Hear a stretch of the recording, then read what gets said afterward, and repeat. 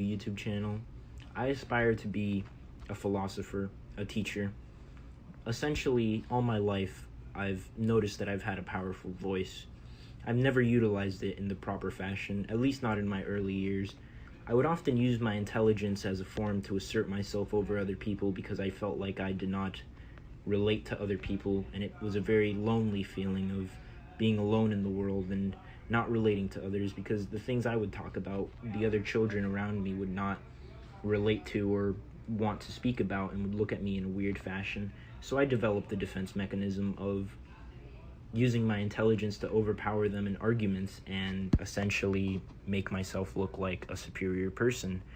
And I would often get a rush when I would win an argument with somebody, and it would make me feel better about myself. But over time, I realized that intelligence is relative, and just because I have a verbal intelligence that is great and surpasses most people, that does not mean that I am perfect. I could go up to someone who would be considered ignorant by the general population, such as a redneck working on a truck who is racist and has a Confederate flag outside of his house, but he's working on a semi-truck so intricately that he could tell you every single piston firing and every single intricate working of the truck in a manner in which an intellectual scientific person could not discern to you. But in the same sense, to this intellectual scientific person, this trucker is very ignorant. But in the sense of taking apart a semi-truck, the professor is very ignorant. So my point here is intelligence is relative, but that is not the topic I'm going to be talking about today. This is just a disclaimer I want to get out. I am not anyone of any kind of higher knowing or wokeness. I think anyone who claims that they are woke is just lying to themselves, because the pursuit of knowledge is an everyday thing. I think if you truly wish to pursue knowledge, you have to be open to the idea that you know absolutely nothing. We live in an infinite universe, and we only have 5 senses to interpret something so vast and so infinite, such as the universe. So we cannot possibly fathom the true mysteries nor magic that lies behind our existence. We can only look at it through a tiny pinpoint of reality. It's like reality is a multi-pixel screen and we're just stuck in one pixel. We can, however, discern that one pixel. And this is what I'm going to be talking about in my YouTube channel. The topic for today is going to be the actual self versus the described self. And this manifests in many ways. We are all somebody different when we are inside our room by ourselves. We let all of our defense mechanisms down as we don't feel threatened by our atmosphere or anyone around us. As soon as you enter a crowd of people, you change your personality to accommodate what you think the person wants you to be, creating an alternate self. We often mistake thoughts in our own head for our own thoughts, when in reality they are thoughts implanted into us by our environment or by our peers subconsciously. For instance, if you listen very closely in your mind, you may hear your mother's voice, your best friends, your uncles or fathers, or whomever's. It really just depends. Try this exercise at home. Say your name in your own head very loudly, starting at a low pace and slowly escalating. Are you the voice that listens or the voice that is speaking? You are the voice that listens. For speech and thoughts come and flow like water on a river. You are the sky, not the clouds within the sky. We often mistake all of our emotions and passing thoughts as us and let them control us. This is where things like anxiety, depression, restlessness, panic, and all these other uncomfortable emotions that are just simply a part of the spectrum of human emotions. For if you felt happy all the time, you would not be able to experience other emotions, and the feeling of happiness would be depleted from your brain. If you were always happy, you would not be able to feel other emotions, and the feeling of happiness would become fleeting, much like the fleeting nature of existence. This is not a depressing thing, however. You would not want to always be happy. We have all the emotions for a reason, because we are complex emotionally. If we were simply happy all the time, that would be our normal existence. It's all relative to our positions in life. Human beings all like to think that we are intrinsically special in some kind of manner, and we like to hold ourselves in our own minds as higher than thou and everything else in existence. And that's understandable in the sense that you can only truly relate to yourself, and we're all stuck in a prism of our own perception. and can't truly relate to anybody else.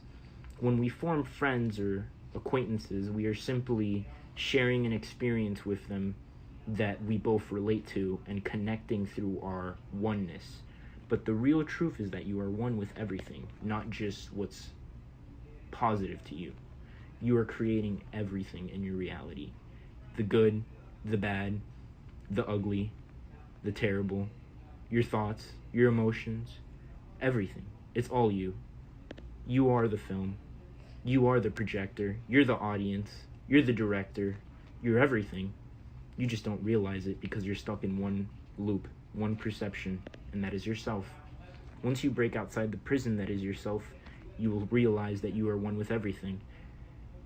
And the awful manifestations such as judgment, ego, pride, self manipulation, and self-lying to yourself will go away because you will realize that everything is simply occurring for a reason and that there is no good or bad. Good and bad are moral constructs that we have defined in our own mind. Language is also a filter. We attempt to put labels on everything and make everything subjectable to our desires. Human beings are the only kind of species that we are aware of on our planet that don't just take what they need from nature. We take what we want. We could need an animal to survive and kill it, and that would be justifiable by the laws of nature. We, however, do not need a lot of trees or an entire forest to build multiple houses and then oils from the earth to sustain our fossil fuel addiction. We don't take what we need. We are quick to subjugate not only the people around us, but nature itself. Even ourselves we subjugate, telling ourselves we are not good enough or that we do not fit the model of what society expects you to be. The truth of the matter is, there are two selves, the actual self and the proclaimed self. The proclaimed self is always an illusion, and you will always absorb it into your thought and psyche, confusing you, disguiding you from your true inner path. If everybody was the person that they were when they were alone at home and knew who they were truly meant to be, we would not have nearly as much conflict in the world, for we would all understand each other significantly more. At the end of the day, human beings are all special, but that's what we have in common, that we're all special. So no one is more inherently special than anyone else. Everyone is on the same relative plane of having some kind of defining characteristic that makes them inherently different from everybody else. Yet we all cling on to our facet of individuality without realizing that everything else is individual as well. If you live within this self of proclaiming, you will lose your true self. You will not wish to be you. You will wish to be whom your parents want you to be, whom society wants you to be, whom your friends want you to be, and you will notice these thoughts will pop into your head. And an even higher vibration than thoughts is emotions, because emotions are truly uncontrollable. They are much like a strong river passing that changes in pace. It can be flooding one day and completely still the next. We are not in control of it. We often put too much emphasis on our emotions and give it names that overpower us, such as anxiety or depression.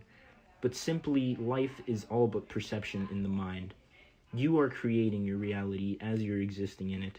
And if you start to believe that you have depression or you have anxiety, and I'm not discrediting anyone who does, I have suffered with these myself. I'm just simply telling you, you're digging yourself a pit, and the pit is very deep. And once you look up, you realize that you've dug yourself a hole, and it seems impossible to get out. But you can always get out. There's always a ladder inside. Anything you do, you can undo. Life is simply one step in our existence. We cannot fall into this assumed self that society wants us to be. How we are told from a young age who we are by our parents. For instance, if we go out with friends as a child and we say something that another person's child says, and we come back home to our own parents and say it, they will tell us, "No, do not be like that. Be like yourself." And you wonder for a moment, how can I be like myself when I just assumed this person's personality because I related to it?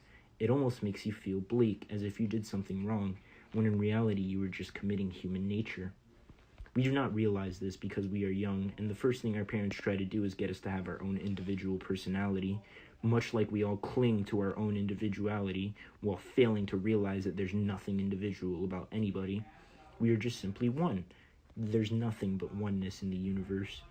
All of these constructs that we make up to define reality are abstract. We only have five senses. Good is not real. Bad is not real. Anything anyone says about you is not real. When somebody says something about you, even if you don't pay attention to them, you subconsciously listen, and the subconscious mind is a very powerful thing. Much like when you leave your house and you think you left the stove on, and you're not sure because you don't remember, your subconscious mind starts pestering you, and you start to soon think about how your house may be in flames when you come back, and before you know it, you're rushing back from work to your house to check if the stove is even on, and when you come back, it's off. And it was just your subconscious playing a trick on you. Our subconscious plays many, many tricks on us daily. And the biggest illusion of all is the self. We are our own worst enemies. We are the creators of everything in our universe, and we have nobody to blame but ourselves for all of our issues. If we were simply all of the people that we are when we are alone with others, we would have a transparent world. We modify ourselves to fit the persona that people wish for us to have. We become more studious because our parents want us to have good grades. We become a harder worker because that's what society tells you to do. We pursue paths in life that don't even necessarily fulfill the dreams we had in mind when we were younger, but we simply conform because that's the way life is. And this is what most people live every day. And that's how it just is. Well, I'm here to tell you that that's not how it has to be. You can do whatever you wish in life. You are simply manifesting life. You have all that you need. Your wants are the roots of all of your ailments. If you want nothing, you will feel no pain. The universe provides you everything you need. I am not scared to die. I think that death is a wonderful part of life, for it validates our existence. If we lived infinitely, you could not get someone to pay you to work 100 days because you have an infinite amount of time, and that would be quite literally a waste in terms of the grand scale.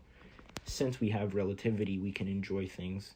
Much like happiness, sadness would not be able to exist without it, and vice versa.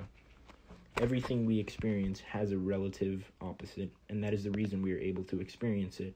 And we often are fixated on focusing on one side of things when we need to look at both. This is a concept I call duality.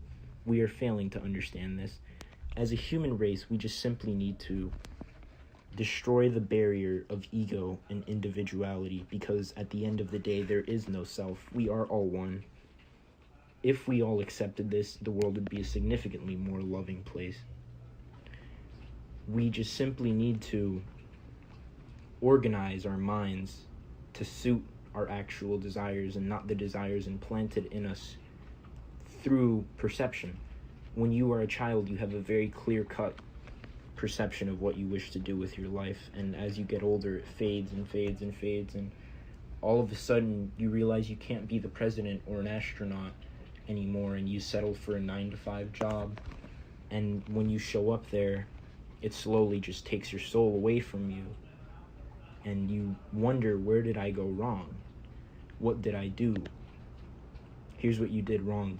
You did not set a goal for yourself that was larger than your life. The majority of your existence will be spent dead. You may exist for 100 years, you'll be dead for eons, decomposing like the rest of humanity. This is the nature of life, and this is the only reason that we have validity to begin with. Do you wish to take these simple human goals to the grave that everyone else has implanted with you, or do you wish to set goals so large that even when you are at the deathbed, even if you have $1 million or 1 million people by you, you still have to face death by yourself? But when you're at the deathbed, do you wish to think that all you accomplished with your life was what the mediocre people around you told you to do, whom are all not embracing their true self? Or do you wish to look within yourself and find your true calling? All you need is within. Everything is already within. You have all you need. There is no God. You are a piece of the puzzle that makes up God. God is an infinite brick wall, and you are but one brick. But without this one brick, the wall could not exist. So you were equally as important as all the other bricks in the wall. Essentially, one puzzle piece to infinity that will be infinitely moving around for eternity, shifting places, becoming everything. This is where karma comes into play. Everything that you interact with, you will become. Everything. Set your life as something positive. Commit enough positivity so that when you perish, you leave more good than any negativity or any kind of wrongdoing that you inflicted onto anyone. Just live an overbearingly positive life. This is Void Realm, and this is my first recording. Thank you guys very much. Namaste. I hope everyone has a blessed day.